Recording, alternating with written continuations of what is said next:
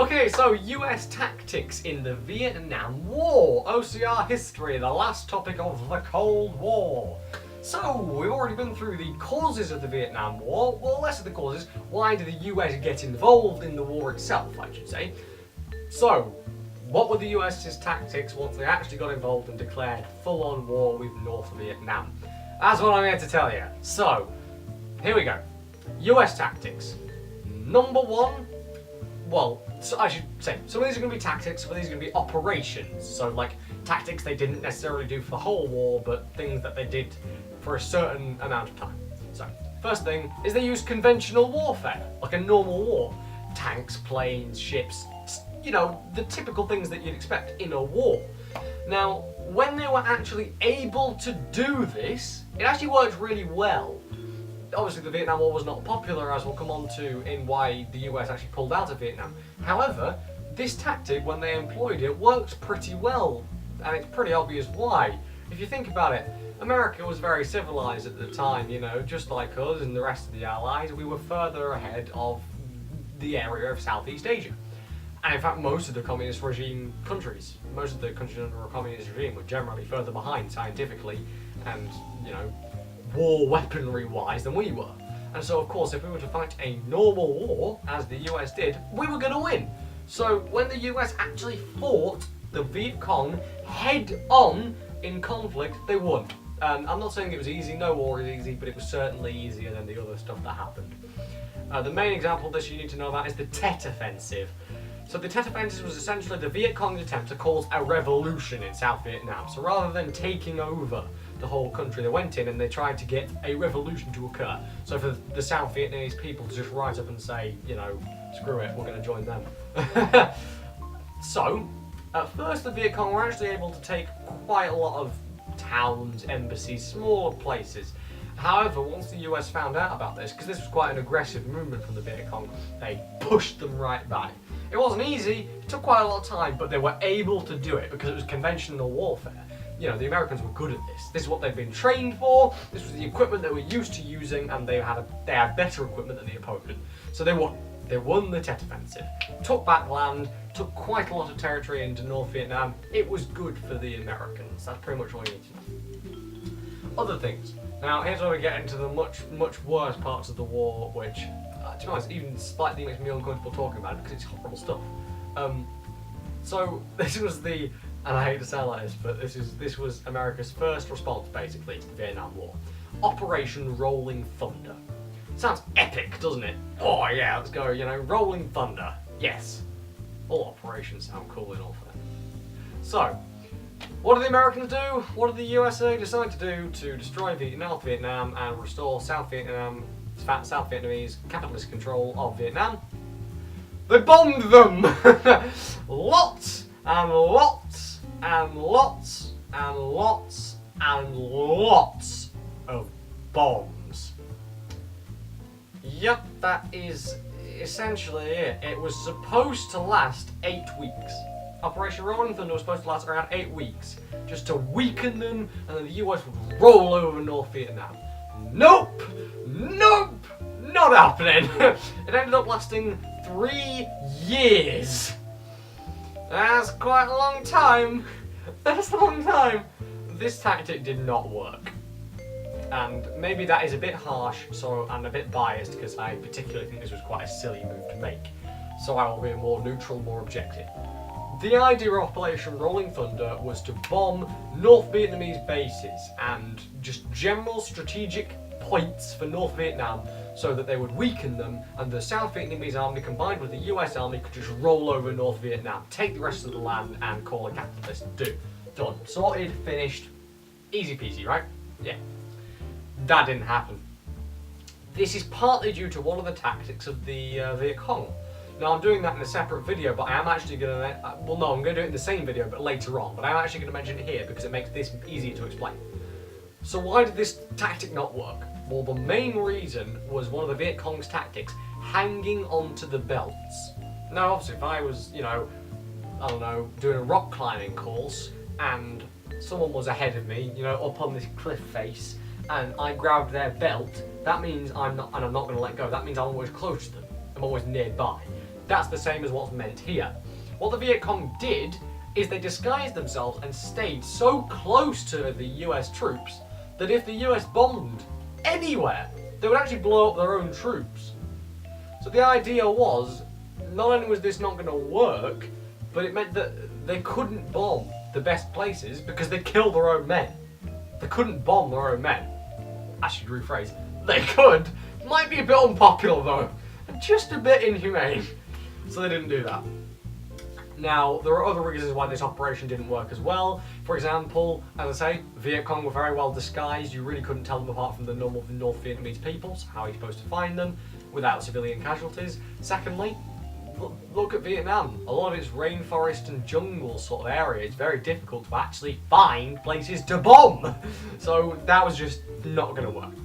Another tactic, strategic villages. These go back a long way before the war even began. These are the stupidest idea I've ever heard, but once again, looking at it from an unbiased perspective, essentially, they started back with John F. Kennedy.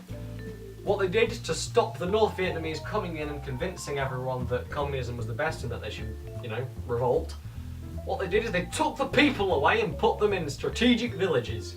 So they would take South Vietnam villages that were, under threat of North Vietnamese control. The North Vietnamese could easily just come in and convince everyone that communism was the way to go. They took those people and put them in walled villages.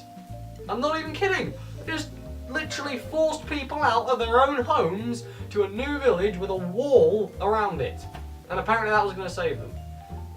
Sorry, unbiased. There you go, that's the tactic. Think of it what you will.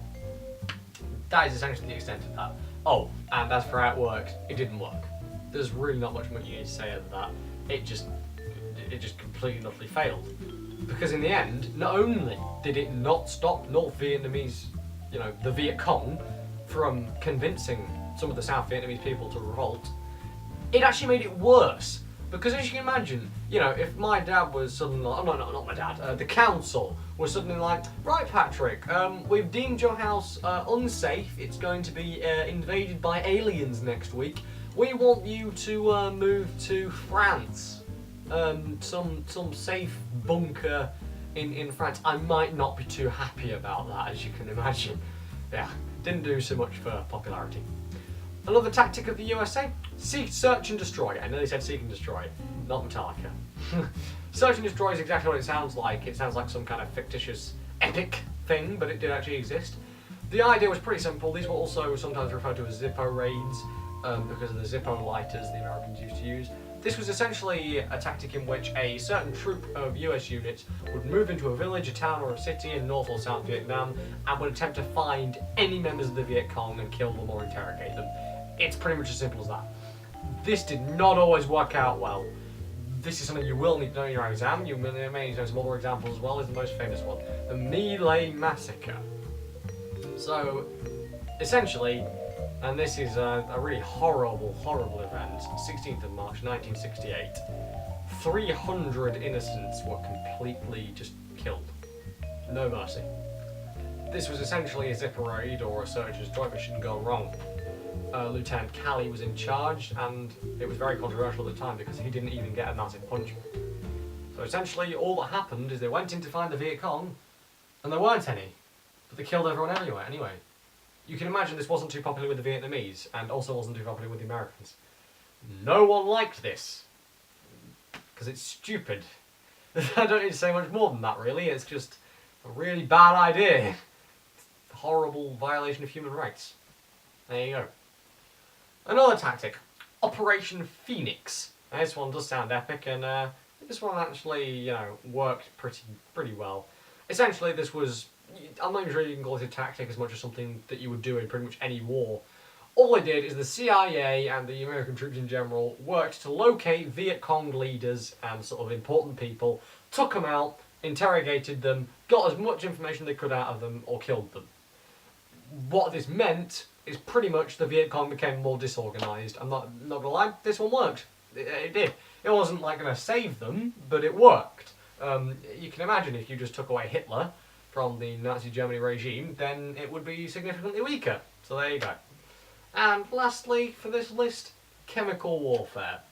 This was the first war, pretty much, in which proper chemical warfare was used. and there's a reason it's unpopular. So the two main things that we used were napalm and Agent Orange. Agent Orange specifically was used to get rid of vegetation because it would kill vegetation, trees, plants and stuff, because the Viet Cong were able to use that to disguise and cover up their forces and to prevent the Americans from finding them. Now, this was one of the most unpopular tactics of the entire war and remains to this day one of the most unpopular methods of fighting a war for a good reason. It's really, really hard to use if, in this case, for example, they were trying to use it for the purpose of getting rid of foliage, plants, trees, so they could actually, from above, in a plane, see where the Viet Cong were and bomb them, kill them. Unfortunately, it was just not as simple as that because, as you can imagine, fire spreads, and so napalm spreads, and Agent Orange spreads. You get that in the wrong place, you are going to kill hundreds, if not thousands, of innocent people. And it's not even just about that, because some people would survive that. It's about the horrors of that. There are pictures online, and if you're squeamish, I would not recommend searching them. Just no. Yeah, napalm, there's like photos of, I'm not even kidding, like children, North Vietnamese, South Vietnamese children with their backs just on fire. And, you know, people being poisoned by Agent Orange. The fact is, the Americans could not aim it with enough accuracy to avoid innocent casualties and innocent injuries. And of course, this was unpopular with the Vietnamese, obviously, but it was also unpopular with the US because the US citizens were thinking, this is not humane. This is a violation of human rights.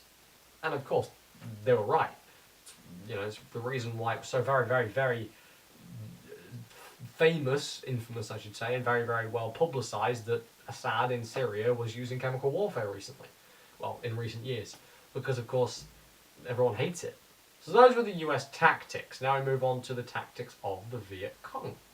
These were significantly better, as you may imagine.